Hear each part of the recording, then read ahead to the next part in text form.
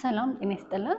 ዛሬ ስትሮክን የሚመስሉ የህመም ሁኔታዎችን እናነሳለን። ስትሮክ የምንለው በሽታ በአጠቃላይ የድንገተኛ የነርቭ ስራ ማቋረጥ ሲሆን እጅ እግር እምቢ ማለት፣ አይን አለማየት ወይም ሽንት ሰገራ መቆጣጠር ማቃት በድንገተኛ ሲከሰት ስትሮክ እንለዋለን። ግን ስትሮክ መስለው የሚመጡ የተለያዩ በሽታዎች አሉ። እነሱን መለየት ያስፈልጋል። ከነሱ መካከል አንደኛው የአንጎል ውስጥ እጢ ወይም መግል ካለ ድንገት ደም ስሩን ሲያቋርጠው ወይም ደግሞ ጫናው ከፍተኛ በሚሆንበት ሰዓት ታካሚው በድንገት እጅ እግሩ እምቢ ብሎት ሊመጣ ይችላል።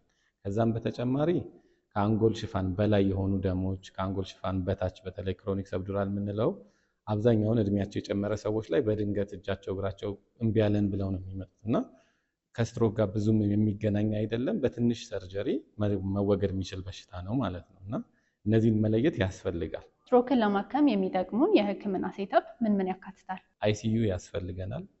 የኒውሮሎጂ ሰርቪስ ወይም የነርቭ ህክምና ያስፈልገናል። የኒውሮ ሰርጅን ሐኪም ሰርቪስ ካለ እንዲሁም ተጨማሪ አጋዥ ፊዚዮቴራፒ እና ሰፖርት ነርሶች ካሉ አብዛኛውን ስትሮኮች መታከም ይችላሉ። እነዚህም የሐኪምና የጤና ባለሙያዎች አጠቃላይ ዋሽንግተን ሆስፒታል አሟልቶ ሰርቪሱን እየሰጠ ይገኛል።